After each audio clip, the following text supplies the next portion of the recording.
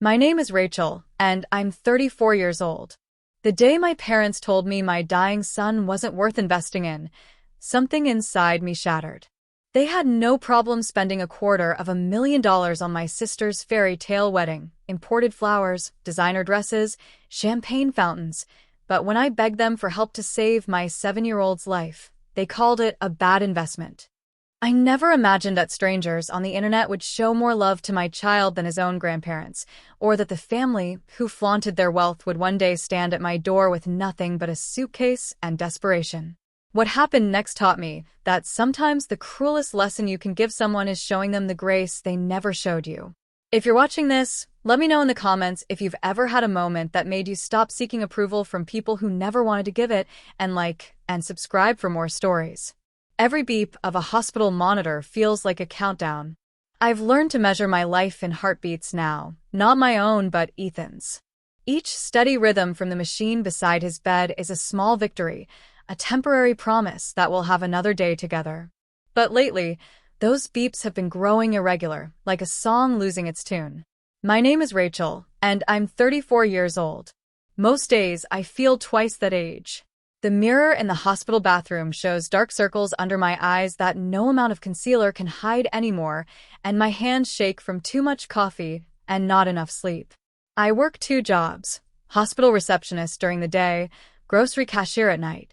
The irony isn't lost on me that I spend my days surrounded by doctors I can't afford. Ethan is 7 years old. He has his father's dark curls and my stubborn chin, and a smile that could light up the darkest room. He also has congenital heart failure, a ticking time bomb in his tiny chest that we've been fighting since he was born. Today, I'm sitting across from Dr. Patel in his sterile office, and I already know from his expression that the news isn't good. He's a kind man, mid-50s with salt and pepper hair and gentle eyes that have delivered too many difficult diagnoses.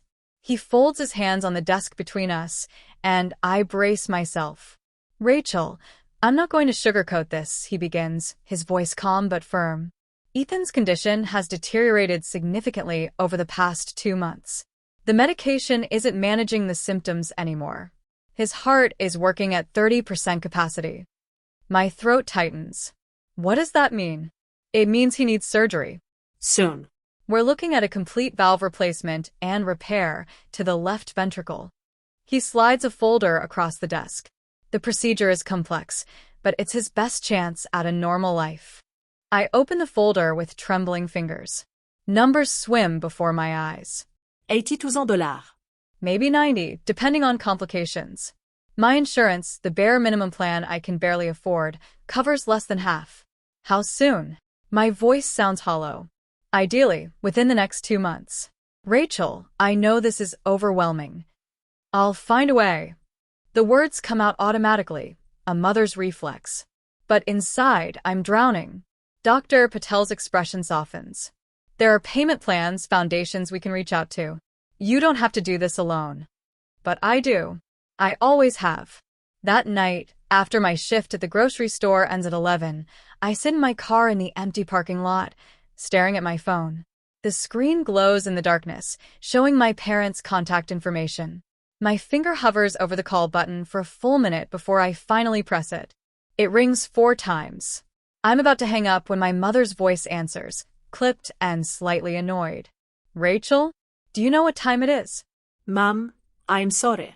I need to talk to you and Dad. It's about Ethan. A sigh. Hold on. I hear muffled voices, then my father's gruff tone comes on the line. Rachel, what's going on? I close my eyes and force the words out. Ethan needs surgery. His heart is failing. It's going to cost about $80,000 after insurance, and I don't have it. I've been working doubles, but I can't save fast enough, and the doctors say we're running out of time. Silence stretches across the line. In the background, I can hear the television, some late-night talk show laugh track. How much are you short? Dad finally asks. 40,000. Maybe 50 if there are complications. Another long pause. Mom's voice comes through now, sharper. We've helped you before, Rachel. When you got pregnant, when you insisted on keeping the baby, even though we advised against it. He's your grandson. My voice cracks. And we love him, she says, but there's no warmth in it. But we can't keep bailing you out of situations you've created for yourself. Created? He has a genetic condition. You made your choices, Dad interrupts. You chose to be a single mother. You chose not to finish college. You chose this life. The words hit like physical blows. I grip the steering wheel until my knuckles turn white. Please, I whisper. He's 7 years old. He's your grandson. I'm begging you. We'll think about it, Mom says. But you need to understand, we have our own obligations. We'll call you back. The line goes dead. I sit there in the darkness for a long time, watching my breath fog the windshield. Eventually, I drive home to my one-bedroom apartment, where Ethan is sleeping on the pull-out couch, watched over by Mrs. Chun from next door who charges me $20 a night. Money I can barely spare. The next morning, exhausted from maybe 3 hours of sleep, I make Ethan breakfast and scroll through my phone while he eats his cereal. That's when I see it, my sister Vanessa's latest Instagram post. The photo shows her at some upscale brunch spot, champagne flute raised, her engagement ring catching the light. The caption reads, 127 days until I become Mrs. Logan Hartwell. Wedding planning is so exhausting but so worth it. Ring sparkles clinking glasses. The comments below are full of heart emojis and congratulations. There are photos of venue tours, a sprawling seaside resort with marble fountains. Another post shows fabric swatches for bridesmaid dresses, each one costing more than my monthly rent. Mom, Ethan's voice breaks through my spiraling thoughts. You okay? I snap the phone face down on the table and force a smile. Of course, sweetheart. Eat up. We need to get you to school. But as I help him pack his backpack, making sure he has his medication, I can't shake the image of those champagne bubbles, the designer dresses, the imported flowers Vanessa posted about last week. My sister's life looks like a fairy tale. Meanwhile, I'm fighting to keep my son alive. Later that week, I get called to the school. Ethan collapsed during recess. By the time I arrive, shaking and terrified, they've already called an ambulance. I ride with him to the hospital, holding his small hand while he drifts in and out of consciousness. Mom, he whispers when his eyes flutter open. Am I going to be okay? I squeeze his hand, forcing strength into my voice that I don't feel. You're my superhero, remember? And heroes don't give up. He manages a weak smile before his eyes close again. I hide my tears, turning toward the ambulance window so he won't see them fall. The next day, my mother calls. Your father and I discussed it. Can you come over? We need to talk face to face. Hope surges in my chest. Maybe they've changed their minds. Maybe they understand the urgency now. I drive to their house in the suburbs, the same house I grew up in, though it feels less like home with every visit. The neighborhood is pristine, all manicured lawns and luxury cars and driveways. Their kitchen gleams with granite countertops and stainless steel appliances. Mom has fresh flowers on the table, probably arranged by her florist. They're already seated when I arrive, like executives waiting for a board meeting. Mom gestures to a chair across from them. I sit, my heart pounding. Dad clears his throat. We've thought about your situation, Rachel. And we've discussed our finances extensively. We want to help, Mom adds quickly. Of course we do. But you have to understand, we can't justify that kind of money for... She pauses, searching for the word. Uncertainty. Uncertainty. The surgery might not work, Dad says bluntly. We spoke to our financial advisor. That's a significant investment with no guaranteed return. The word investment echoes in my head. My son. My dying son is an investment with no guaranteed return. He's your grandson, I manage to say. Mom shifts uncomfortably. Rachel, if you had made better choices, if you'd stayed in school, if you'd married someone stable instead of that boy who ran off, you wouldn't be in this position. Maybe this is a lesson you need to learn about responsibility. The room tilts. A lesson? A lesson about my son dying? Don't be dramatic, Mom says, looking away. We're simply being realistic. I feel something crack inside me, something that's been bending for years under the weight of their disappointment. You're about to spend hundreds of thousands of dollars on Vanessa's wedding. Dad's hand slams on the granite table, making me flinch. That's different. That's an investment in her future. Vanessa is marrying into a good family. She made smart choices. She's securing her life. And my son's future doesn't count. My voice is barely a whisper now. Silence. Mom fidgets with her wedding ring. Dad won't meet my eyes. Finally, Mom reaches for her purse and pulls out an envelope. We can give you $2,000 to help a little, but that's all we can spare right now with the wedding expenses. $2,000. For flowers at my sister's wedding venue, that wouldn't even cover the centerpieces. I stand up, my legs shaking. Keep it, Rachel. Keep it for the champagne fountain or the string quartet or whatever other crucial investment you're making in Vanessa's perfect future. I walk out, their protests fading behind me. In my car, I grip the steering wheel and scream until my throat is raw. Then I call my best friend Leah, the only person who's never let me down. They said no, she asks gently. Worse. They said he wasn't worth the investment. Oh, Ratch. Her voice breaks. We'll figure it out. Somehow. I promise you, we'll find a way. But as I drive back to the hospital, watching the city lights blur through my tears, I don't know how. I don't know how I'm supposed to save my son when the people who are supposed to love him most can't see his worth. That night, I sit in the chair beside Ethan's hospital bed, watching the monitors blink their steady rhythm. Lightning flashes outside the window, illuminating his small face. He looks so peaceful in sleep, so innocent. He doesn't know that the world is already failing him. I reach out and brush a curl from his forehead. Hang on, baby, I whisper. Mommy will find a way. Outside, thunder rumbles like a promise or a threat. I stare at my reflection in the dark window, pale, exhausted, alone. But in my eyes, I see something new. Not just desperation anymore. Determination. If my family won't fight for him, I will. And I'll remember every single person who turned their back when we needed them most. The GoFundMe page takes me 2 hours to set up. I'm not good with technology, and every word feels like I'm begging, exposing our pain to strangers. But pride is a luxury I can't afford anymore. I title it Help Ethan Fight for His Life, and upload a picture of him smiling in his hospital bed, holding up a drawing he made of a superhero with a cape. The goal is $50,000, enough to cover the surgery and immediate recovery costs. Every donation, no matter how small, means the world to us. I type. Ethan is a bright, loving 7-year-old boy who deserves a chance at life. Please help me give him that chance. I share it on my sparse social media accounts, send it to everyone I know, and then I wait. The first donation comes in at 2 a.m., $25 from someone named Jennifer M., who writes, "Praying for your sweet boy." I cry so hard I wake up Ethan, who's sleeping beside me in the hospital room.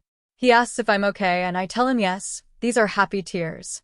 Over the next few days, donations trickle in slowly. $50 here, $100 there. My coworkers contribute what they can. Leah sets up a bake sale at her office. Mrs. Chen from next door donates $200, money I know she doesn't have to spare. Each name, each amount, feels sacred. These strangers are giving more than my own blood. Every name here feels like a heartbeat, I tell Ethan, showing him the list of donors. He traces their names with his finger, whispering thank you to each one. But we're barely making a dent. After 2 weeks, we've raised $8,000. We need $42,000 more, and time is running out. Dr. Patel has scheduled the surgery for 6 weeks from now, the absolute latest they can safely wait.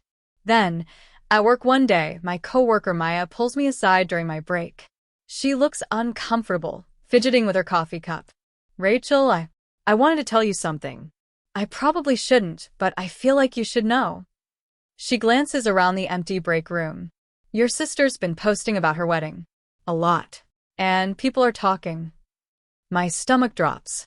What are they saying? The budget. She posted about it in some wedding planning group, and someone screenshot it. Rachel, they're spending $250,000. The number doesn't even seem real. $250,000. For one day. One party. I sit down heavily in the plastic chair. Maya continues, her voice gentle. I just thought you should know. I'm sorry. That night, I can't help myself. I create a fake profile and find the wedding planning group Maya mentioned. There it is, my sister's post, dated 3 days ago. Finally finalized the budget. $250,000 might seem like a lot to some, but Logan and I wanted our day to be perfect. No regrets. The imported orchids alone are $30,000, but they'll be stunning. Only 6 months to go. Bouquet bride with veil. The comments are full of people congratulating her, calling her a queen, sharing their own wedding fantasies. I scroll through her recent posts. Pictures of her dress fitting, a designer gown that cost $40,000. The venue, a 5-star seaside resort with a private beach. Menu tastings featuring Wagyu beef and lobster. A live band from Nashville. Custom cocktails named after their love story. I close the app, my hands shaking. I look at Ethan sleeping on my pull-out couch, his chest rising and falling with effort even in sleep. Then I look at the pile of medical bills on my kitchen counter, the past due notices I've been ignoring, the GoFundMe page open on my laptop showing our devastating progress bar. You're buying petals while my boy fights to breathe. I whisper into the darkness. The next day, my mother shows up at the hospital with a fruit basket. It's expensive, from that boutique place downtown, wrapped in cellophane with a big bow. She sets it on the counter and glances at Ethan, but she doesn't go near his bed. She doesn't ask how he's feeling. She doesn't touch him. I was in the neighborhood, she says, smoothing her designer blouse. Thought I'd stop by. Thanks for the basket, I say flatly. Of course, sweetie. She pauses, then launches into what she really came to say. So, Vanessa's big day is coming up fast.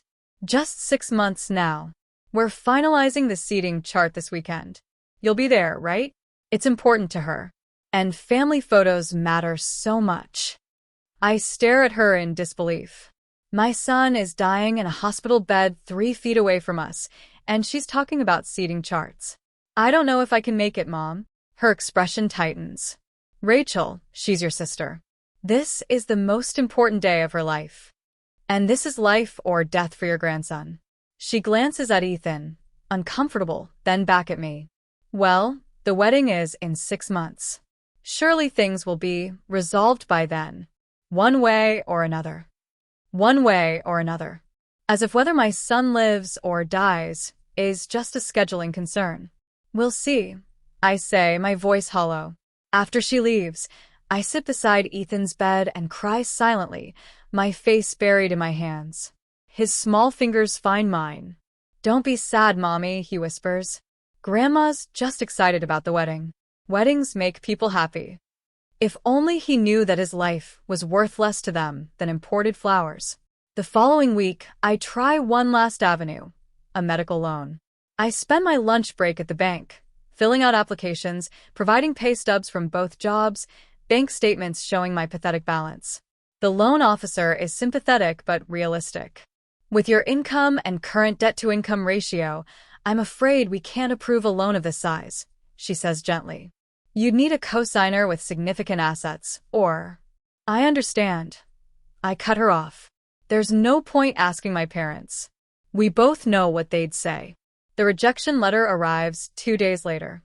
I read it sitting in my car before my night shift, and something inside me just breaks. I sob so hard I can't breathe, my forehead pressed against the steering wheel, my whole body shaking. That night, during my shift, I'm scanning groceries mechanically when Dr. Patel's number flashes on my phone. My heart stops. Rachel? I'm calling about Ethan. His oxygen levels dropped again tonight. We've stabilized him, but he pauses. We need to move the surgery timeline up if possible. This is becoming critical. How much time do we have? 4 weeks. Maybe 5 at the absolute most. 4 weeks to raise $40,000. It's impossible. I'll make it happen, I hear myself say. After my shift, I return to the hospital, still in my grocery store uniform. Ethan is sleeping, oxygen mask on his face, monitors beeping frantically when his levels drop. I watch nurses rush in twice during the night to adjust his medication. The next morning, Dr. Patel pulls me aside. His voice is low, almost conspiratorial. Rachel, I'm going to see if our hospital foundation can help. There's a fund for cases like this. But I have to be honest, the approval process can take weeks, and the amounts are usually partial, not full coverage. Anything helps, I whisper. Thank you. He squeezes my shoulder. That boy is a fighter, just like his mother. Time becomes a blur. I work, I sit with Ethan, I refresh the GoFundMe page obsessively. 11,000 now. 13,000. The number climbs so slowly while the surgery date rushes toward us like a train. Then the wedding invitation arrives.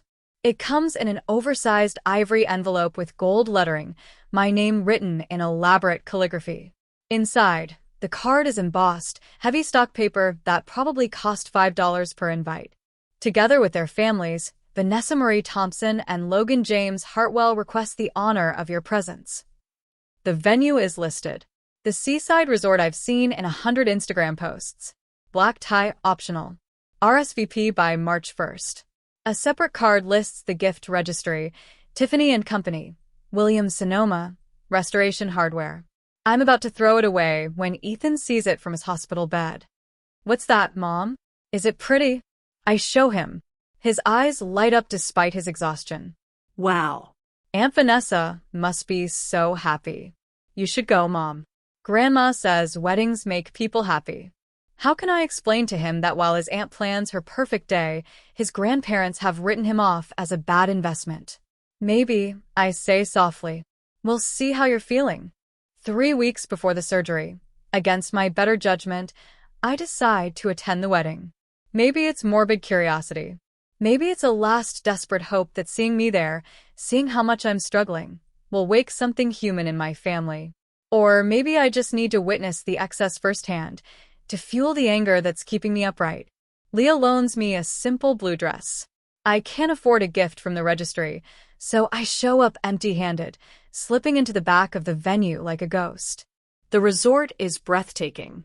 The ceremony is on the beach at sunset, white chairs arranged in perfect rows, an arch covered in those $30,000 imported orchids.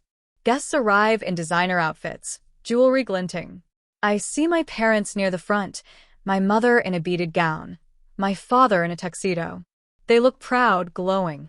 Vanessa appears in her $40,000 dress, and I have to admit, she looks like a princess. The ceremony is beautiful. Vows are exchanged. My father cries. My mother dabs her eyes with a monogrammed handkerchief. The reception moves to a grand ballroom with gold drapes, crystal chandeliers, and centerpieces that probably cost more than Ethan's medication. A 12-piece orchestra plays. Waiters circulate with champagne and hors d'oeuvres. The cake is 6 tiers of architectural perfection. I sit at a table in the back, alone, watching money burn like fireworks in the sky. Then my phone buzzes. A text from Ethan's nurse. His oxygen dropped again. Had to increase the flow. He's stable, but asking for you. My blood turns to ice. I stand up, grabbing my small purse, and rush toward the exit. In the hallway, I nearly collide with my father, who's laughing with a group of men in expensive suits, probably Logan's business associates. Rachel. He notices me. You're leaving already? You didn't even stay for dinner. Ethan's oxygen levels dropped, I say, my voice shaking. I need to go. He frowns. Can't the nurses handle it? You could at least pretend to be happy for your sister. This is her day. Something in me snaps. I hope you choke on your champagne. His face darkens. How dare you?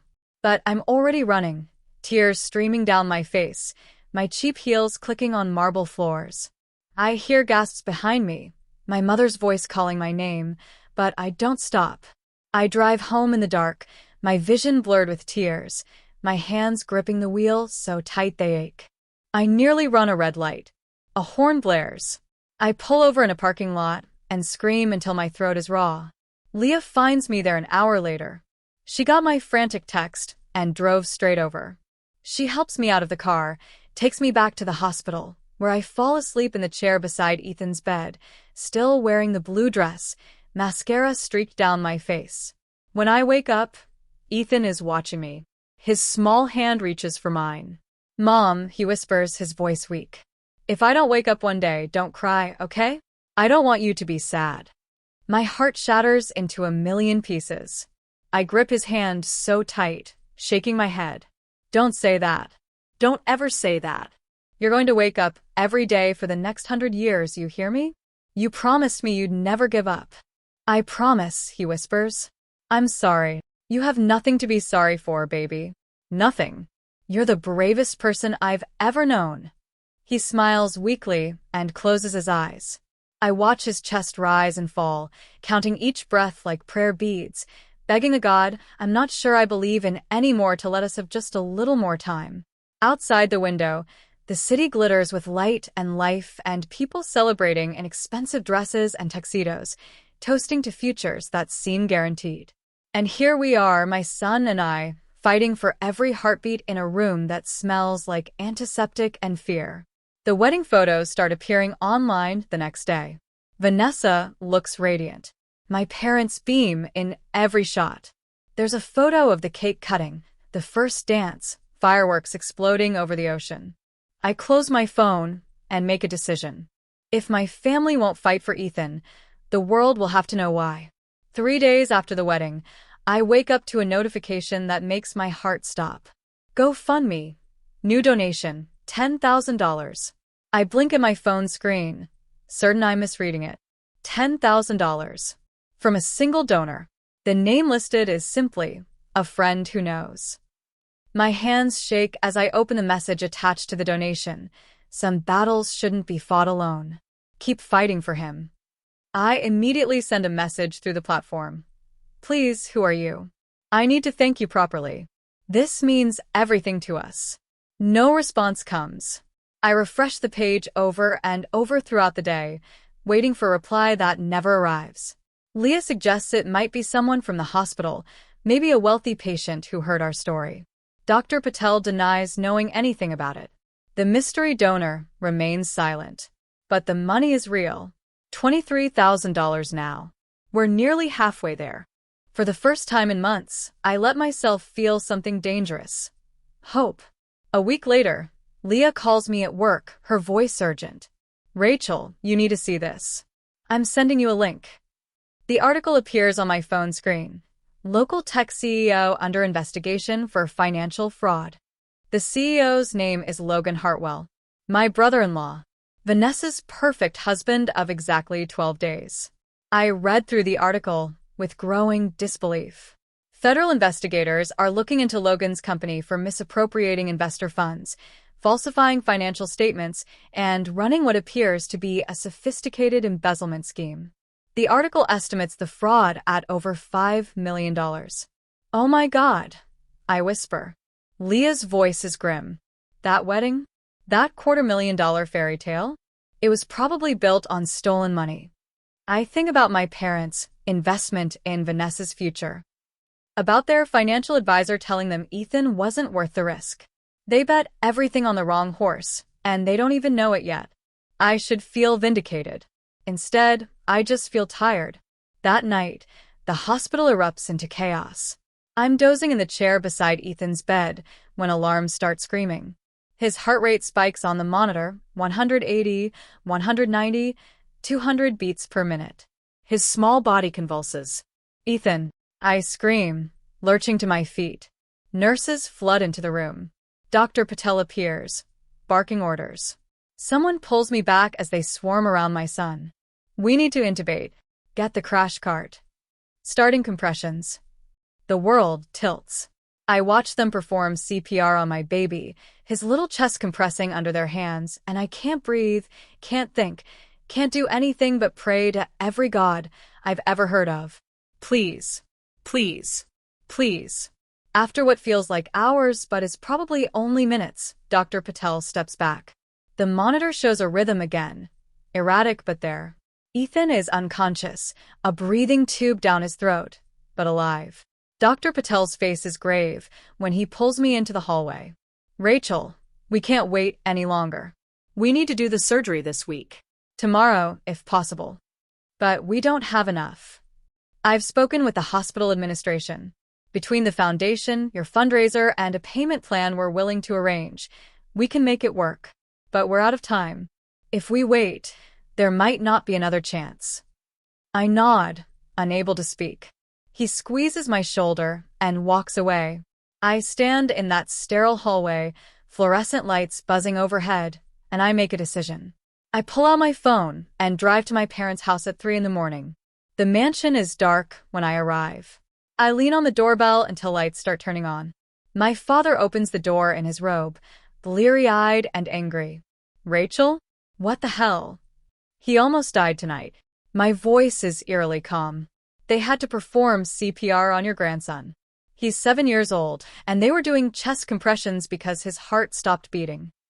My mother appears behind him, clutching her silk robe. Is he? He's alive. For now. The surgery is tomorrow. And I came here to tell you something. I look between them, these people who raised me, who taught me about family and love and responsibility. You'll pay for flowers and champagne, but not your grandson's heart. You called him a bad investment. I want you to remember that. When this is over, one way or another, I want you to remember what you chose. Rachel, that's not fair. My mother starts. You're right. Nothing about this is fair. But I learned something tonight. Blood doesn't make a family. Those strangers donating $10 and $20 to save a boy they've never met? They're more family to us than you ever were. I turn and walk back to my car, leaving them standing in their doorway, speechless. When I return to the hospital, I find Leah waiting with coffee and a fierce hug. How is he? Stable. Surgery's tomorrow. I sink into the chair beside Ethan's bed. He looks so small with all the tubes and wires, his chest rising and falling with the ventilator. You should try to sleep, Leah says gently. But I can't. Instead, I sit there all night, holding Ethan's hand, talking to him even though he can't hear me. I tell him about all the places we'll visit when he's better. The beach he's always wanted to see. The aquarium with a shark tunnel. I tell him about the bike I've been saving for, bright red with training wheels, waiting in Mrs. Chen's storage unit for the day he's strong enough to ride it. You're going to make it, I whisper. You have to. You're my whole world, baby. My whole world. Dawn breaks through the hospital window, pink and gold, and I realize I've made it through the longest night of my life.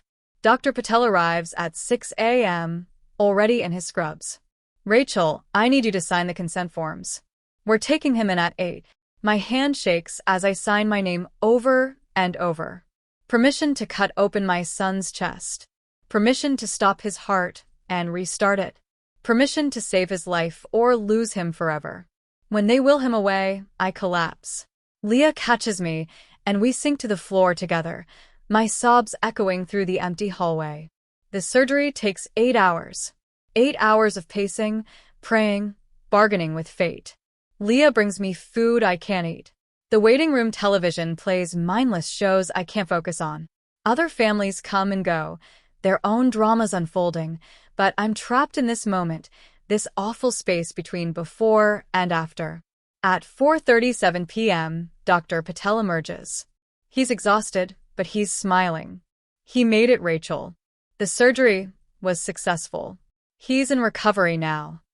I don't remember falling, but suddenly I'm on my knees, sobbing so hard I can't catch my breath. Leah kneels beside me, crying too, and Dr. Patel's hand is on my shoulder.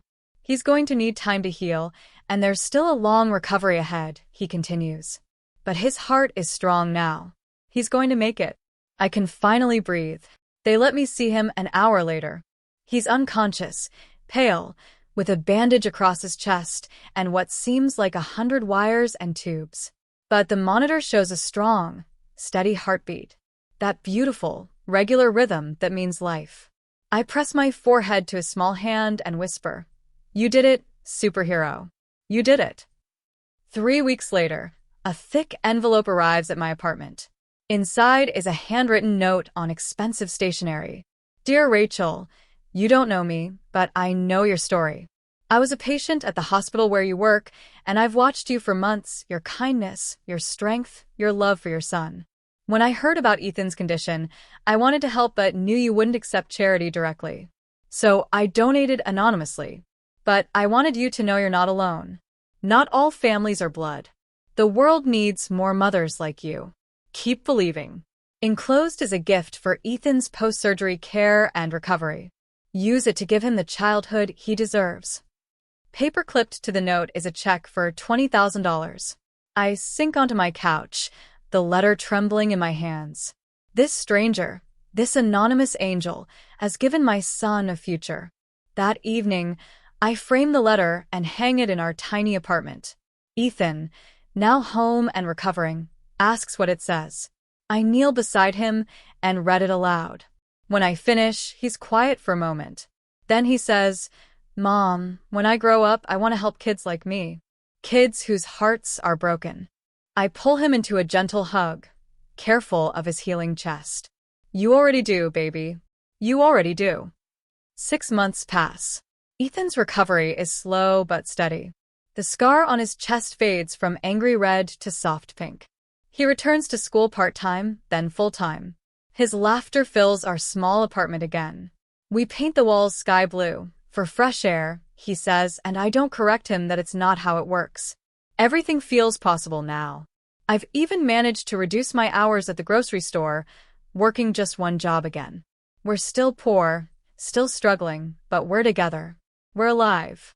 That's enough. Then, one ordinary Tuesday, my phone rings. It's Vanessa. I almost don't answer. We haven't spoken since the wedding. But curiosity wins. Rachel. Her voice is shaking, unfamiliar. Gone is the confident, glossy tone. Rachel, I need help. Everything's falling apart. I switch the phone to my other ear, leaning against the kitchen counter. What's going on? Logan's company collapsed. The FBI seized everything, the house, the cars, our bank accounts. All of it. They're saying he defrauded investors of millions, and some of it. Her voice breaks. Some of it was in my name. They think I was involved. I close my eyes, remembering the news article from months ago. Were you? No. I didn't know anything, I swear. But the lawyers say because my name is on some documents, I could face charges too.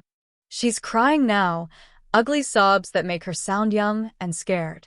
I don't know what to do. Part of me, the part that watched her mock me, that remembers her smirking, "Why should my life stop because you made bad choices?" wants to hang up. Wants to say karma is a beautiful thing. But I'm too tired for cruelty. Get a good lawyer, Vanessa. That's all I can tell you. Rachel, please. I hang up. That night, I Google Logan's case.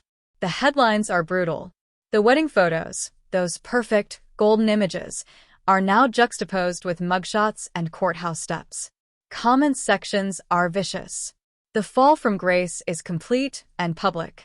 Within a week, it gets worse. My mother calls, something she hasn't done since the night before Ethan's surgery. Rachel, have you heard from your sister? Her voice is thin, desperate. She called.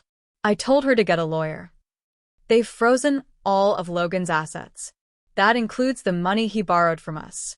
A pause. Your father's retirement fund. We co-signed on some investments Logan recommended. My hand tightens on the phone. How much? Almost everything. She's crying now. We thought we were securing our future. He promised us returns. Now the lawyers say we'll be lucky to recover anything. Rachel, we're going to lose the house. I should feel something. Vindication, maybe. Justice. But all I feel is a dull, distant sadness. I'm sorry to hear that. I say, and I mean it. Not for them, exactly, but for the waste of it all. We need help. We need somewhere to stay while we figure this out. There it is. The ask. The plea they never extended to me. I can't help you, Mom. I'm barely keeping us afloat as it is. But we're family. You should have thought about that when you called my son a bad investment. I hang up before she can respond. The months that follow bring a series of devastating headlines. Richard and Elaine Thompson declare bankruptcy. Their suburban mansion goes into foreclosure. Vanessa is formally charged as an accessory to fraud, apparently. She signed documents without reading them, documents that made her complicit in Logan's schemes. Her Instagram account, once full of champagne and orchids, goes dark. I watch it all from a distance, like observing a car crash in slow motion. Then one evening, I'm at the hospital for Ethan's 6-month checkup when I see a familiar figure in the waiting room. Vanessa sits hunched in a plastic chair, her designer clothes replaced with jeans and a sweatshirt, her hair unwashed, her face blotchy from crying. Our eyes meet. She looks away quickly, shame written across her features. Dr. Patel calls Ethan's name, and I follow him into the exam room. The checkup is excellent. Ethan's heart is strong, his energy levels normal for a boy his age. He's cleared for regular activities. Can I play soccer, Dr. Patel? Ethan asks, eyes bright. Let's start with something a little less intense, buddy. But yes, you can play. You can run and jump and be a normal kid. Ethan whoops with joy. I cry happy tears. When we return to the waiting room, Vanessa is still there. Before I can leave, she stands and approaches me. Rachel, she stops swallowing hard. I'm pregnant. Logan left me. Disappeared before the trial. I don't know where he is, and I have nothing. I look at her, really look at her. The sister who always had everything. Who mocked my struggles. Who couldn't understand why her perfect life should pause for my dying son. Now she's me, 6 years ago. Single, pregnant, alone, terrified. I'm sorry, I say quietly. And I don't deserve your sympathy. Her voice cracks. After everything I said to you. After what I did. No, I agree. You probably don't. But your baby does. Make better choices than our parents did, Vanessa. That's all you can do now. I take Ethan's hand and walk toward the exit. Behind me, I hear Vanessa break down, her sobs echoing through the waiting room. In the car, Ethan asks, "Was that Aunt Vanessa?" She looked sad. She is sad, baby. Shouldn't we help her? I grip the steering wheel, thinking about all the ways I could answer. About justice and karma and consequences. About the poetry of watching someone who had everything lose it all. But Ethan is looking at me with those clear, uncomplicated eyes. The eyes of someone who's known suffering and chosen kindness anyway. Some people have to help themselves first, I finally say, before anyone else can help them. He nods, satisfied, and goes back to playing with his toy. That night, my mother leaves a voicemail. Rachel, Vanessa moved back home. She has nowhere else to go. The baby is due in 6 months. Your father had a health scare, his heart. The stress of everything. We can barely afford his medications now. I know we don't deserve to ask, but I delete the message before she can finish. Weeks pass. Then months. I hear through mutual acquaintances that my parents sold their furniture to pay legal fees. That they're living in the mansion until the foreclosure finalizes, sleeping on air mattresses in empty rooms. That Vanessa works at a coffee shop, showing at 5 months pregnant, saving every penny for the baby. Part of me wants to feel satisfaction. The scales have balanced. Justice has been served. But mostly I just feel empty. Watching your enemies fall doesn't heal the wounds they caused. It just means everyone's bleeding now. One evening, I'm tucking Ethan into bed when he says, "Mom, I'm glad we're not rich." I smile. Oh yeah? Why is that? Because rich people seem really sad. And we're happy, right? I look around our tiny apartment. The sky blue walls, the second-hand furniture, the refrigerator covered in Ethan's drawings. The framed letter from our anonymous angel. The photo of us at the beach, taken last month when Ethan saw the ocean for the first time and laughed so hard he cried. Yeah, baby, I whisper. We're happy. That night, I dream of the hospital, of monitors beeping, of my parents' cold eyes across their granite countertop. But when I wake up, Ethan is breathing steadily in the next room, and sunlight is streaming through our window. The past can't touch us anymore. My phone buzzes. A news alert. Vanessa Thompson Hartwell sentenced to 18 months probation, community service in fraud case. The article notes her pregnancy, her cooperation with investigators, and her tearful statement to the court. I close the notification and get up to make Ethan breakfast. Some chapters close themselves. You just have to let them. That afternoon, there's a knock at my door. I open it to find my parents standing there, thinner, older, clutching a single worn suitcase. My father's face is gray, exhausted. My mother's designer clothes have been replaced with discount store basics. Elaine's voice is barely a whisper. Rachel, we have nowhere else to go. The house is gone. We're being evicted tomorrow. Your father's heart condition is getting worse, and we can't afford treatment. Please. Just for a little while. I stand in the doorway, one hand on the frame, looking at these people who gave me life and taught me everything about what love isn't. The past floods back. Hospital nights, slammed doors, bad investment, wedding fireworks while my son fought to breathe. Behind me, Ethan calls out, "Mom? Who's at the door?" I look at my parents, really look at them, and see two broken people who built their lives on sand and are finally understanding what it means when the tide comes in.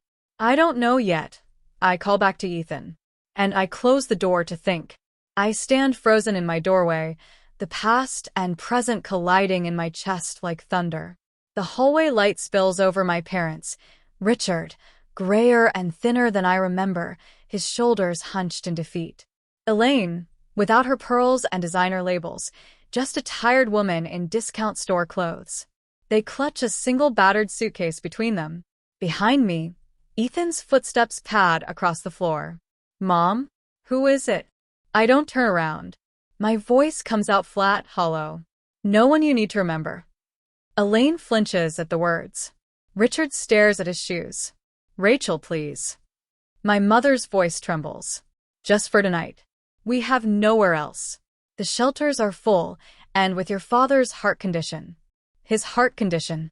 I repeat the word slowly, tasting the irony. Funny how hearts become important when they're yours. "We deserve that," Richard says quietly. It's the first time I've ever heard him admit fault for anything. "We deserve everything you're thinking right now." Ethan tugs at my sleeve. "Mom, it's really cold out. Maybe they can sleep on the couch." The child they abandoned to die is showing more compassion than they ever showed him. The burn of that irony sears through me.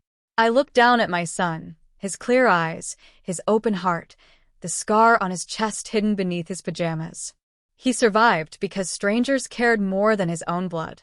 And now those same people who called him a bad investment need the investment they threw away. I step aside. "One night," I say, my voice ice. "That's all." Relief floods their faces. They shuffle inside, and I'm struck by how small they seem now. The towering figures of my childhood have shrunk into fragile, broken people. I gesture toward the couch. "There's a bathroom down the hall. I'll get you some blankets." "Thank you," Elaine whispers. "Thank you, Rachel." I don't respond. Thank you means nothing when you've already taken everything.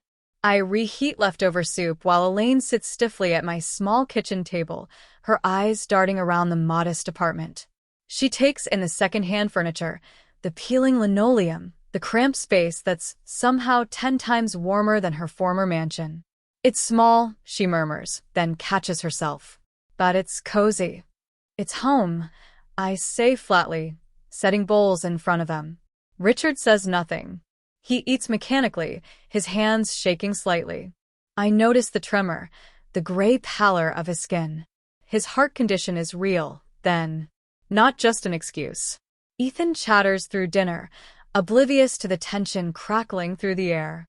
He talks about school, his friends, his upcoming soccer tryouts. Soccer, he can finally play because his heart is strong now. My parents listen with strained smiles, probably remembering that they weren't there for any of it. Dr. Patel says I'm completely healthy now. Ethan announces proudly. My heart is super strong. Like a superhero's. Elaine's smile wavers. That's wonderful, sweetheart. It is, I say, my eyes locked on my mother's face. Turns out he was worth the investment after all. She looks away, jaw tight.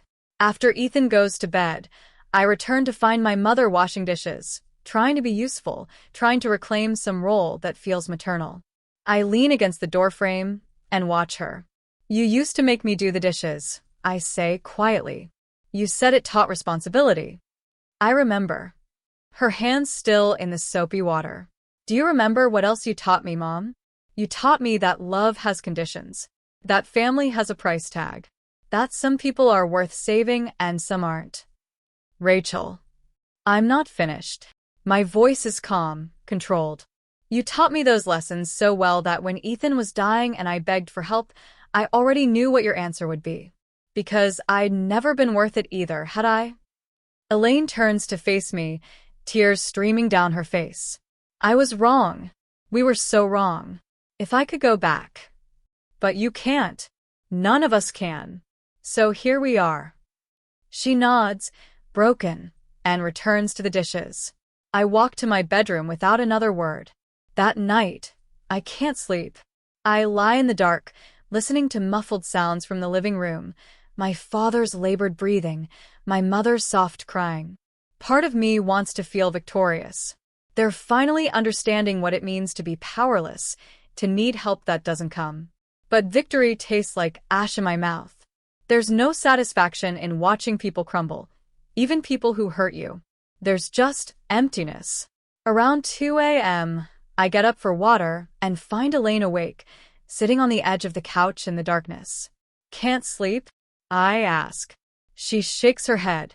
Your father's breathing is worse. I keep waking up to check if he's still. She trails off. I know that fear. I lived it every night in the hospital. There's a clinic on 5th Street, I say quietly. They work on a sliding scale. Bring his medical records and whatever insurance you have left. Thank you. She wipes her eyes. Rachel, I know sorry isn't enough. I know we can never make this right. But I need you to know, I think about it every day. Every single day, I think about what we did to you. To him. I stand there in my tiny kitchen, looking at this woman who gave me life, but forgot to give me love when I needed it most. That was before I learned what love really tastes like, I say, echoing words from earlier. And it doesn't taste like what you gave me.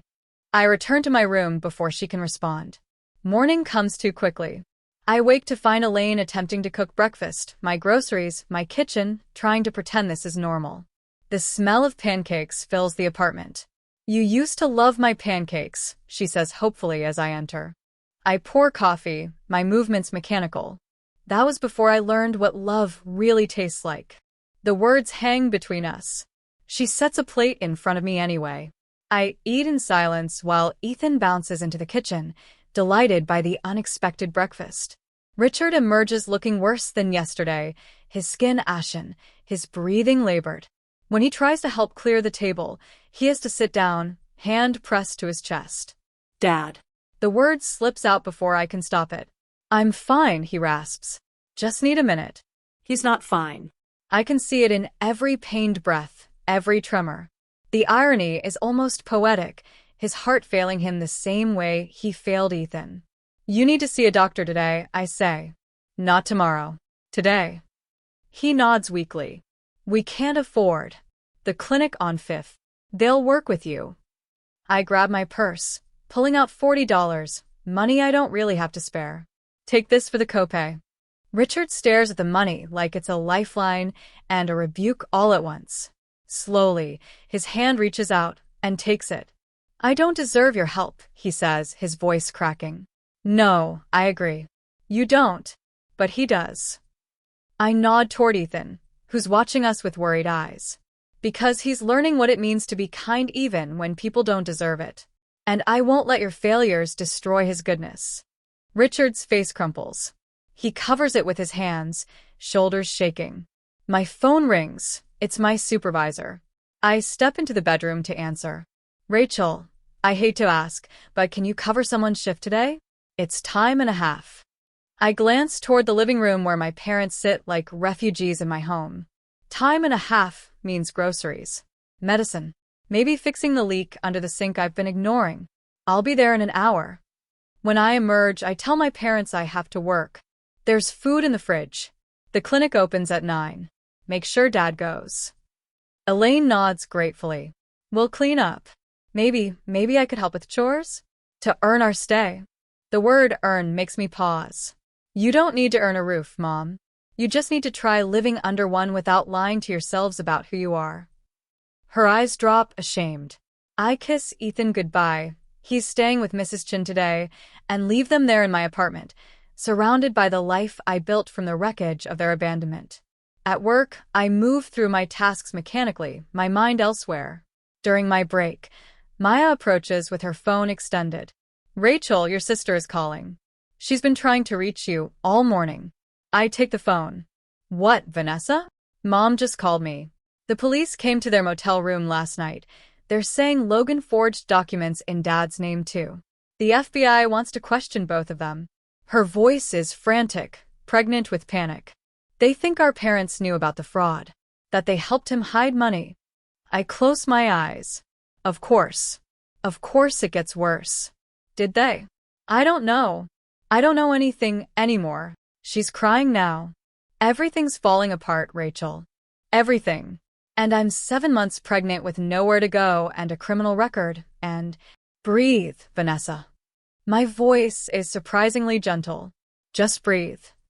How are you so calm? How can you just after everything? Because I already survived the worst thing I could imagine, I say quietly. And you're just now learning what that feels like. She sobs into the phone. I'm sorry. God, Rachel, I'm so sorry.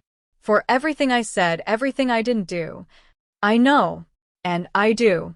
I can hear it in every broken syllable. What do I do? I think about all the times I asked that question into the void. All the times no one answered. You do what I did. You survive. One day at a time. One breath at a time. You love that baby the way you should have loved Ethan, and you become better than what our parents taught you to be. I don't know if I can. You don't have a choice. I hang up and return to work, but the words echo in my head. You don't have a choice. None of us ever really did. When I get home that evening, I find my apartment spotless. The dishes are done, the floors swept, the bathroom cleaned. My parents sit quietly on the couch, looking smaller somehow. How'd it go at the clinic? I ask. Richard's voice is hoarse. They prescribed medication. Put me on a waiting list for a cardiologist. Said my heart is. He pauses, damaged. Years of stress, they said. Bad cholesterol. They want to run more tests. They need $700 for the tests, Elaine adds quietly. We don't have it. I sink into a chair, exhausted. $700. For the parents who wouldn't spend $40,000 to save their grandson. I heard about the FBI investigation. I say instead of responding to the money question. Richard's head drops. They think we knew. We didn't. Logan showed us documents, investment opportunities. We trusted him because Vanessa loved him. Because we wanted to believe we'd made the right choice investing in her future. Ironic, I murmur. We were fools, Elaine whispers. We sacrificed our principles for money and status.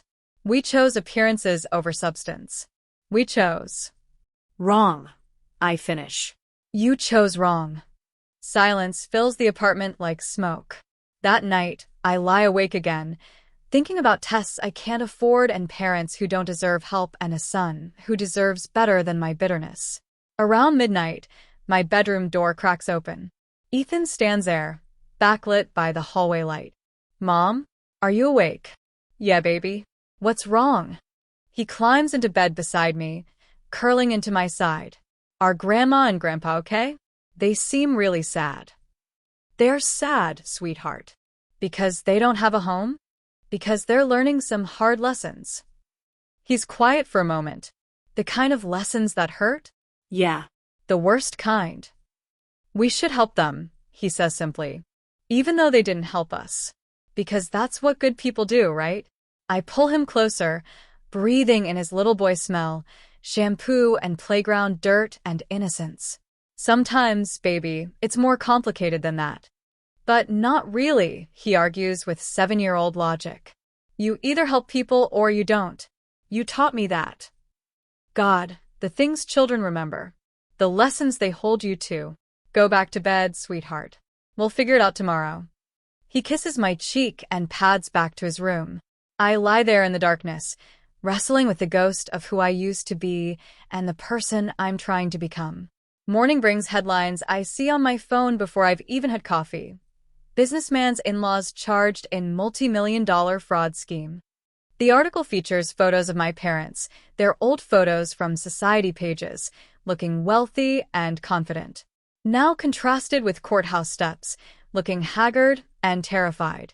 Richard and Elaine Thompson, parents of Vanessa Thompson Hartwell, have been formally charged as accessories to fraud in the Logan Hartwell embezzlement case.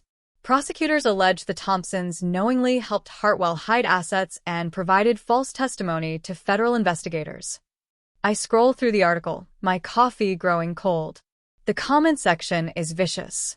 People who've lost money in Logan's scheme calling for my parents to rot in prison. Others mocking Vanessa's pregnancy, saying she's probably lying about not knowing.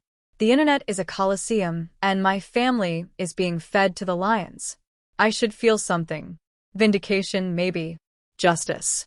But all I feel is tired. Elaine emerges from the bathroom, sees me reading, and her face goes white. You saw. Hard to miss. We didn't know. Her voice is desperate. Rachel, you have to believe us.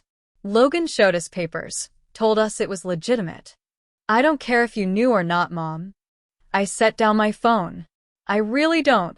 That's between you and the prosecutors. But you're our daughter. I was. Then you taught me family was conditional.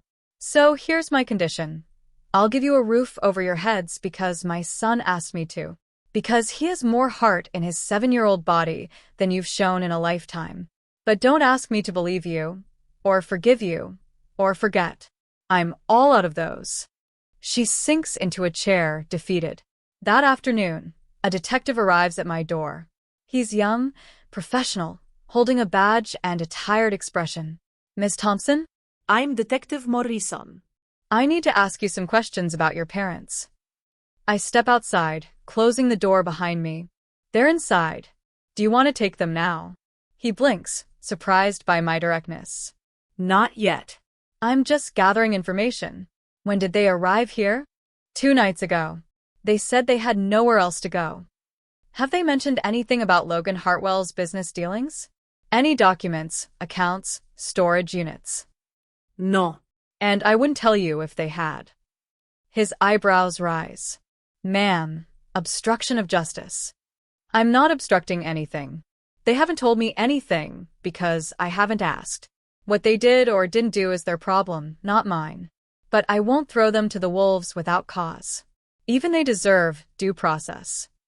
He studies me for a long moment. You're the one with the sick kid, aren't you? The fundraiser story. My son had heart surgery. Yes. And your parents didn't help. No, they didn't. He nods slowly, understanding passing across his face. But you're helping them now. My son asked me to. I meet his eyes. I'm doing it for him, not them. So he learns that grace isn't about what people deserve. It's about who you choose to be when you have the power to hurt them back.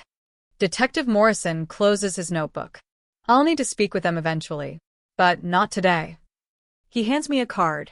If they try to leave town, call me. If they mention anything about hidden assets or documents, call me. Understood. Understood. He leaves, and I lean against the door, exhaling. Inside, I find my parents huddled together, terrified. What did he want? Richard asks. To know if you've told me anything. I said no. Rachel. I don't want to know. Whatever you did or didn't do, that's yours to carry. I have enough weight. Days blur together. My parents exist in my apartment like ghosts, quiet, helpful, desperately trying to make themselves useful. Elaine cooks meals I don't ask for. Richard fixes the leak under my sink, his hands shaking from medication side effects. They're trying to earn their keep, to prove their worth through chores and silence. Ethan loves having them around. He doesn't remember the hospital nights, the abandonment. To him, they're just sad old people who need help. His innocence is both beautiful and heartbreaking. Then, 3 weeks after they arrived, Vanessa appears at my door. She's 8 months pregnant now, her belly huge under a secondhand maternity dress. Her hair is pulled back, no makeup, dark circles under her eyes. She looks like I did 2 years ago, broke, exhausted, desperate. "Can I come in?" she asks quietly. I step aside. Inside, she sees our parents on the couch and freezes. "You're here?" "Rachel's letting us stay," Elaine says, her voice small. "Just temporarily." Vanessa looks at me, disbelief written across her face. "After everything they did to you? After what they said about Ethan?" "What can I say?" I shrug. I'm a slow learner. She sinks into a chair, one hand on her swollen belly. "The prosecutor offered me a deal. Testify against Logan and the charges get reduced to probation and community service. But they want me to testify against Mom and Dad too." The room goes silent. Elaine's face drains of color. Richard's hands clench. "Will you?" I ask. "I don't know." Tears stream down Vanessa's face. "I don't know what's true anymore. Logan told me so many lies. Mom and Dad seemed to believe him. Maybe we were all fools, or maybe I'm the only one stupid enough to believe in fairy tales. What does your lawyer say?" "Take the deal. Save myself and the baby. Let everyone else burn." I look at my parents, 2 people who chose wrong, who hurt people who are finally facing consequences. Then I look at Vanessa, pregnant and alone, making the same impossible choices I once made. "Do you know if they actually helped him?" I ask. "Not what you suspect. What you know." She shakes her head. "I don't know anything anymore." "Then tell the truth. Whatever that is. The truth is the only thing that matters." What if the truth destroys them? I think about hospital nights, about begging for help, about Ethan's heartbeat faltering while champagne bottles popped at a wedding, about doors being closed in my face. Then it destroys them. I say quietly. "We all live with the consequences of our choices, Vanessa. All of us." She nods, wiping her eyes. "When did you get so strong?" "When I had to be. You will too." After Vanessa leaves, the apartment feels suffocating. Elaine is crying. Richard stares at the wall. I take Ethan to the park just to breathe. We sit on a bench while he plays on the swings. Another mother sits beside me, her toddler in the sandbox. "Beautiful day," she says conversationally. Yeah. I watch Ethan laugh, his joy uncomplicated. "Your son seems happy." He is. Finally. I smile. He had heart surgery last year. Almost didn't make it. Oh my God. That must have been terrifying. It was. But we survived. Family help you through it? I pause, considering. No. Strangers did. People I'd never met donated money, time, prayers. They saved him when my own blood wouldn't. She's quiet for a moment. That's beautiful. And terrible. Yeah. Both things can be true. Ethan runs over, breathless and grinning. Mom. "Did you see how high I went?" "I saw, baby. You were flying." He hugs me tight, then runs back to the swings. The other mother smiles. "You're a good mom." He knows he's loved. That's all that matters, I say. And I mean it. When we return home, there's a message on my phone from Dr. Patel. "Rachel, I wanted to let you know, your story was cited at a medical conference on family dynamics and patient outcomes. They're asking if you'd be willing to speak at their next event. It's paid. Call me if you're interested." I listen to the message twice, then save it.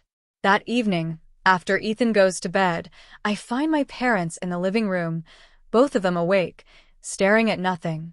"We're going to lose the trial," Richard says without preamble. "Our lawyer says the evidence is substantial. Even if we didn't knowingly help Logan, we signed documents, provided references, moved money. In the eyes of the law, we're complicit." "What's the sentence?" 5 years. Maybe less with good behavior. His voice breaks. "I'll die in prison, Rachel. My heart won't last." Elaine sobs into her hands. I should feel triumphant. Justice served. The people who called my son a bad investment finally paying the price. But sitting here, watching 2 broken people face their ending, I just feel empty. You made your choices, I say quietly. Both of you. You chose status over substance, money over morals, Vanessa over Ethan, Logan over truth. And now you're paying for it. That's not my fault, and it's not my responsibility to fix. We know, Elaine whispers. God, Rachel, we know. But I pause, the word heavy on my tongue. Ethan asked me to help you. So tomorrow I'll call Dr. Patel. See if he knows any pro bono lawyers who handle medical cases. Get Dad's heart looked at properly. Because my son deserves to learn that mercy isn't about what people earn. It's about who we choose to be. They both stare at me, stunned. Why? Richard manages. I think about Ethan's scar, about strangers' donations, about anonymous angels, and the difference between blood and family. Because he was my only investment, I say softly. And he paid back with life, with goodness, with a heart bigger than all of ours combined. I won't let your failures corrupt his kindness. I stand and walk to my bedroom, leaving them in the darkness with their tears and their regrets. Behind my closed door, I lean against the wall and finally let myself cry. Not for them. For the girl I used to be, who wanted her parents' love. For the woman I became, who learned to live without it. And for my son, who's teaching me that sometimes the hardest thing and the right thing are the same thing. Outside my window, the city glitters with light and life. Somewhere out there, people are celebrating. Somewhere, people are suffering. And here we are in this tiny apartment, learning what it means to survive the people who are supposed to love you most. My phone buzzes. A text from Leah. You okay? I type back. Getting there. And maybe, just maybe, that's enough. The news breaks 3 days later. I'm making breakfast when my phone explodes with notifications. The headline flashes across every news site. Thompson parent sentenced to 18 months for fraud conspiracy. I read the article while eggs burn on the stove. Richard and Elaine Thompson, both found guilty of conspiracy to commit fraud. 18 months in minimum security, 3 years probation, full restitution of funds. The judge cited their age and cooperation but said accountability was necessary.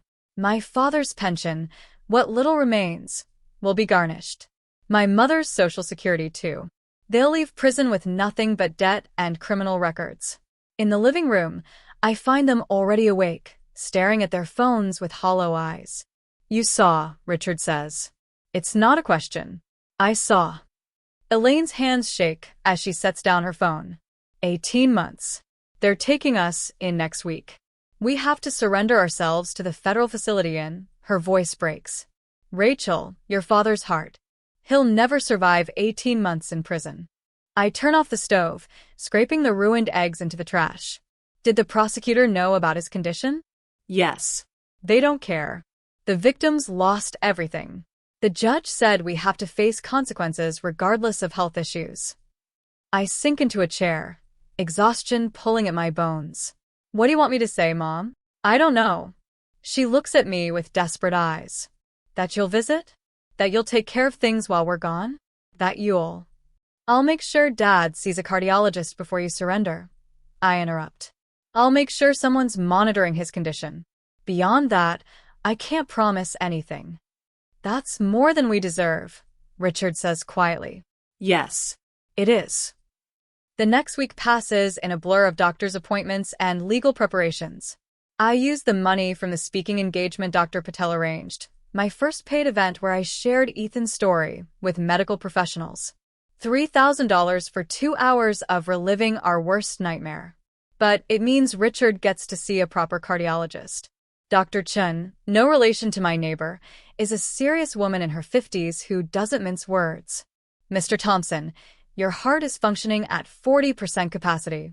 You have significant arterial blockage, and your stress levels are catastrophic. Frankly, I'm surprised you're still walking around. Richard sits on the exam table, looking smaller than I've ever seen him. What's the prognosis? You need surgery. A bypass, possibly valve replacement. Without it, you're looking at another heart attack within 6 months. With your upcoming incarceration, she pauses delicately. Prison medical facilities aren't equipped for this level of care. How much? I ask from my corner of the room. With his Medicare and the payment plan we can arrange, probably $30,000 out of pocket. The number hangs in the air. $32,000. Less than half what they refused to give Ethan. Less than they spent on Vanessa's wedding flowers. Richard looks at me, something broken in his eyes. I can't ask. You're not asking. I'm deciding. I turn to Dr. Chen. What's the timeline? Ideally, within the next 2 months. Before he has to surrender?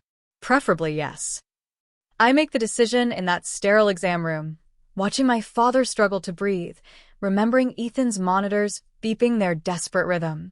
Schedule it, I say. I'll figure out the money. Dr. Chen nods and leaves to make arrangements. Richard stares at me, tears streaming down his face. Why, he whispers. After everything we did to you, to Ethan, why would you help me? I think about Ethan's drawing on our refrigerator, the big red heart labeled MOM plus me equals home. About the letter from our anonymous angel. About strangers who gave $20 to save a boy they'd never meet. Because you called my son a bad investment, I say quietly. And I need to prove you wrong. Not just about him, about what it means to have value as a human being. You taught me people are only worth what they can give you. I'm teaching Ethan different. By saving the man who let his grandson almost die. By showing him that grace isn't about evening scores. It's about breaking cycles. I stand, grabbing my purse. The surgery is scheduled for 3 weeks from now. You'll recover for 2 weeks, then you'll turn yourself in. And maybe, just maybe, you'll survive long enough to understand what you did wrong. I leave him there, crying in that exam room, and drive to the hospital where this all began. Dr. Patel meets me in his office, the same office where he first told me Ethan needed surgery. The same desk, the same gentle eyes, the same quiet strength. Rachel, I got your message.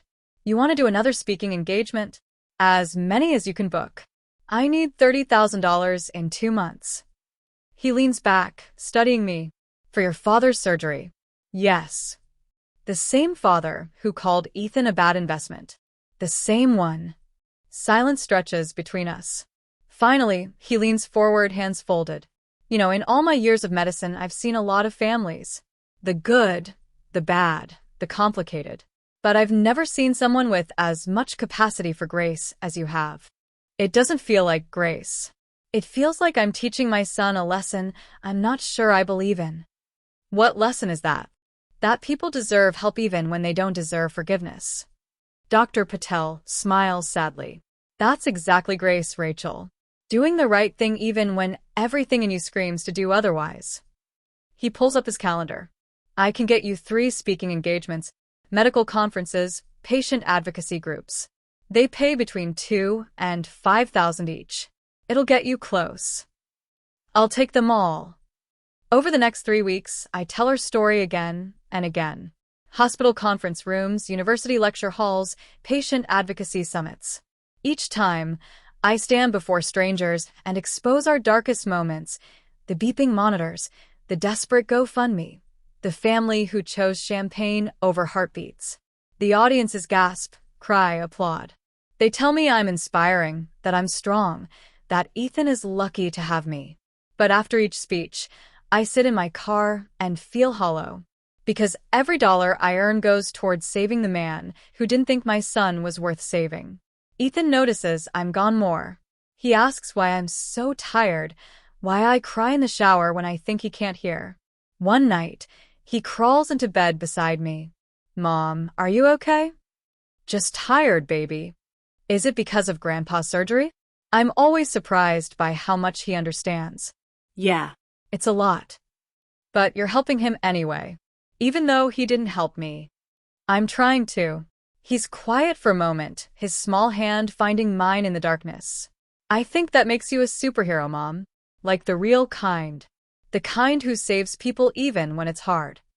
I pull him close, breathing in his innocence, his certainty that goodness has meaning. You're my superhero, I whisper. You survived. You taught me how to be strong. We're both superheroes then, he declares. Team Superheart. I laugh through tears. Team Superheart. I like that. The surgery happens on a gray Tuesday morning. Richard is terrified. I see it in every trembling hand, every shallow breath as they prep him. Elaine holds one hand. I hold the other. This broken family triangle trying to hold together. I don't deserve this, Richard says for the 100th time. No, I agree.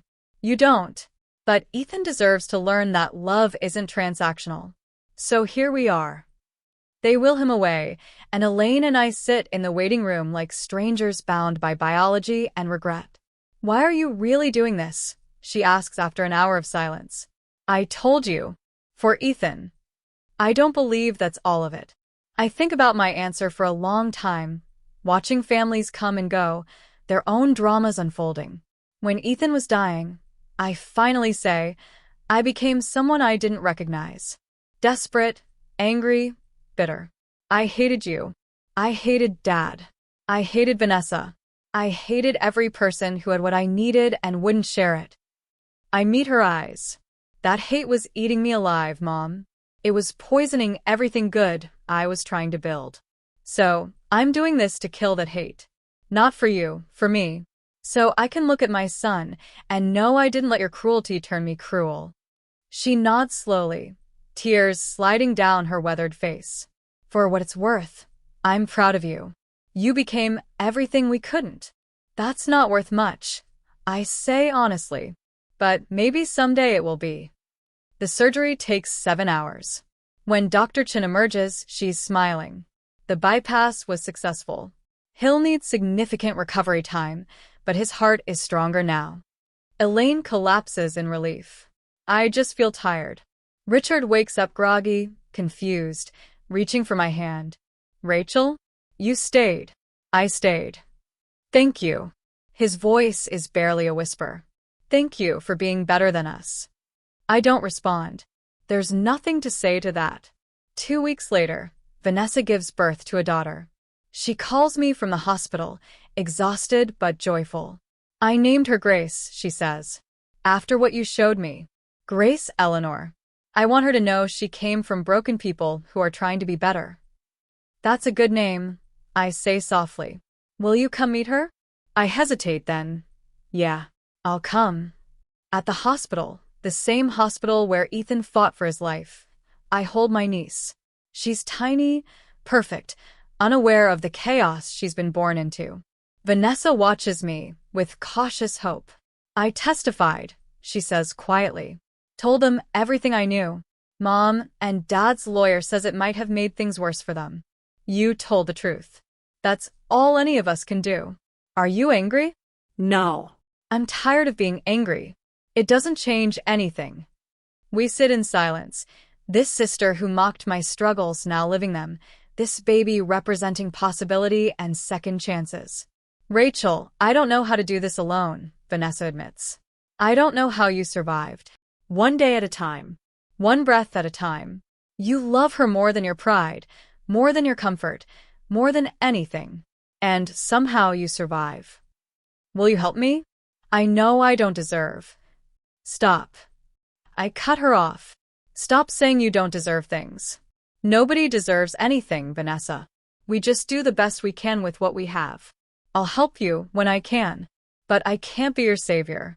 I'm barely keeping myself afloat. That's fair. She wipes her eyes. Can Ethan meet her? I want my daughter to know her cousin. To know the boy who taught our family what strength looks like. We'll come by next week. I promise. Driving home, I think about Grace and cycles and the weight of carrying people who once refused to carry you. It's heavy. Some days, it's almost too heavy. But when I get home and Ethan asks about the baby, his eyes light up with innocent joy. I'm a cousin? Really? Really? Can we teach her stuff? Like how to be brave? Yeah, baby. We can teach her that. He hugs me tight, and I realize this is why. This moment. This uncomplicated love. This boy who emerged from tragedy with his heart, both literally and figuratively, intact. Richard surrenders himself to federal prison 2 weeks after his surgery. He's healthier, stronger, but still terrified. Elaine goes 3 days later. I don't attend either surrender, but I make sure they have commissary money, contacts for prison ministries, and someone checking on their property. Leah asks me why I'm doing all of this. They deserve to suffer, Ratch. After what they put you through. Maybe, I agree. But Ethan's watching. And I'd rather he learn that we help people even when it's hard than watch me become what they were. You're a better person than me. No. I'm just a more tired one. A year passes. It's strange how time heals and doesn't heal simultaneously. The sharp edges of pain become smooth stones you carry in your pockets. Still there, still heavy, but manageable. Ethan is 8 now, thriving. He plays soccer twice a week, his laughter echoing across fields where other parents watch their children run. His scar has faded to a thin silver line, a reminder of battles fought and won. He talks about becoming a doctor someday, helping other kids with broken hearts. I've paid off Richard's surgery through speaking engagements and a patient advocacy position Dr. Patel helped me secure. The work is meaningful, helping other families navigate the impossible choices I once faced. Each family I help feels like honoring the strangers who saved us. Vanessa is learning to be a mother. Grace is almost 1 now, a chubby toddler with Vanessa's eyes and a surprisingly fierce determination. Vanessa and I meet for coffee sometimes, cautious, tentative rebuilding. We'll never be close, but we're something. Sisters in survival, maybe. My parents have 8 months left on their sentences. I visit once a month, bringing Ethan when he asks. He talks to them through plexiglass about school, soccer, his friends. They listen with grateful desperation, these grandparents who almost lost the right to know him. Richard looks healthier despite prison. The structure, the forced sobriety from stress, has given him clarity. Elaine has lost weight, her designer polish replaced with something more real. How are you? I ask during one visit. Learning, Richard says. Learning what we should have known all along. That value isn't measured in dollars. That family isn't a transaction. Little late for that lesson. I know, but maybe not too late to mean it. I don't respond. Some things don't need responses. Then, on a Saturday morning in October, there's a knock at my door. I'm making breakfast. Ethan is watching cartoons, the ordinary rhythm of our life humming along. I open the door expecting a delivery, or maybe Leah dropping by. Instead, I find my parents. They're older, thinner, wearing the clothes I sent them for their release. They're a week early, released for good behavior and Richard health concerns. They stand on my doorstep with that same battered suitcase, looking uncertain and small. Rachel. Elaine starts, her voice tentative. We didn't know where else to go. Just for a few days, until we can figure out. No. The word hangs in the air like thunder. Richard's face falls. Rachel, please. We have nowhere. You have the halfway house the prison arranged. You have social services. You have the church ministry I connected you with 6 months ago. My voice is calm, steady. You have options. They're not comfortable options, but you have them. But you're our daughter, Elaine whispers. I am. And you're my parents. And we've spent the last year learning what that means and what it doesn't mean. It doesn't mean I owe you a home. Ethan appears behind me, peeking around my legs. Grandma? Grandpa? You're out. He moves to rush forward, but I gently hold him back. They're just visiting, baby. Say hello, then go finish your breakfast. Can they come in? Mom made pancakes. I look at my parents, these people who gave me life, who broke my heart, who I've carried for the past year despite every reason not to. They have somewhere else to be, I say gently. Ethan, bless his innocent heart, hugs them both through the doorway. I'm glad you're okay. Mom says you learned important stuff. We did, sweetheart, Richard says, his voice thick. We learned what matters most. Love. Ethan declares. Love matters most. Exactly right. Elaine touches his hair gently. You're so smart. I usher Ethan back inside, then step into the hallway, closing the door behind me. My parents and I stand in the fluorescent light, the past year hanging between us like fog. You've spent the last year helping us, Elaine says. The surgery, the commissary money, the visits. Why won't you help us now? I think about my answer carefully, weighing each word. Because there's a difference between helping someone survive and enabling them to avoid their consequences. I helped Dad survive because Ethan needed to see me choose life over revenge. But opening my door to you now? That's not about Ethan anymore. That's about you avoiding the life you built. And I won't do that. We've changed, Richard insists. Prison changed us. We understand now. Maybe you have. Maybe you do. But that doesn't erase what you did. It doesn't make us a family again. We're just people with shared DNA who are trying to coexist without destroying each other. So, what now? Elaine asks, tears streaming. We just what? Disappear from your life. No. You go to the halfway house. You rebuild, slowly on your own. You prove through actions, not words, that you've changed. You respect that I have boundaries now, and those boundaries exist because you destroyed my trust. I soften slightly. You can see Ethan once a month supervised. You can call on birthdays. You can exist in our orbit, but you can't expect to be at the center of it. That space is reserved for people who earned it. Richard nods slowly, understanding dawning in his eyes. You're doing to us what we did to you. No. My voice is firm. I'm doing what you should have done, teaching that love has requirements. That family requires effort, respect, and repair. You taught me family was conditional on what you could gain. I'm teaching you it's conditional on how you behave. Elaine reaches for my hand. I let her take it, but don't squeeze back. Can we start over? She asks. Earn our way back. I think about Ethan's smile, about strangers' donations, about the anonymous angel who saved us, about the difference between blood and family. You can try. I say finally. But I'm not promising anything. You burned this bridge, Mom. If you want to rebuild it, that's on you. I'm done carrying the weight of your redemption. That's fair, Richard says quietly. More than fair. I release my mother's hand and reach for the door. The halfway house address is in the packet I sent you last week. There's a bus stop 2 blocks east. Take care of yourselves. Rachel, Elaine starts. Take care of each other, I interrupt. That's what family's for, right? The words echo what she once said to me, that horrible night when they refused to help Ethan. I see the recognition in her eyes, the pain of hearing her own cruelty reflected back. I open my door and step inside. Ethan is at the table, syrup-covered and smiling. Are Grandma and Grandpa coming in? He asks. Not today, baby. They have somewhere else they need to be. Oh.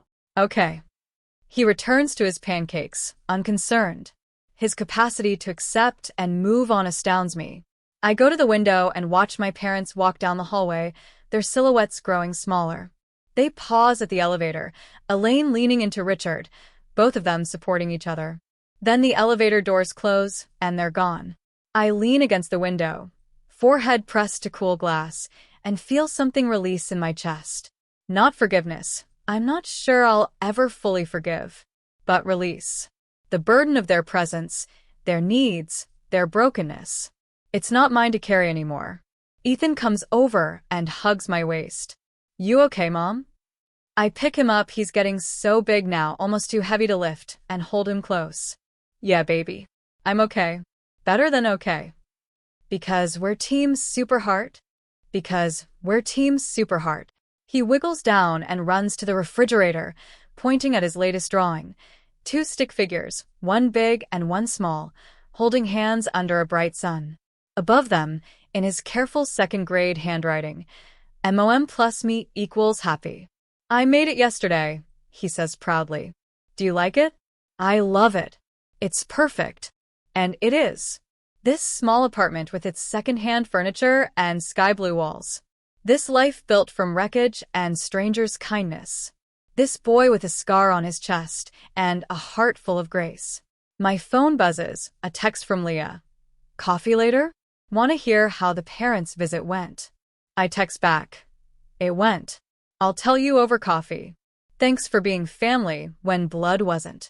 Her response is immediate. Always. That's what real family does.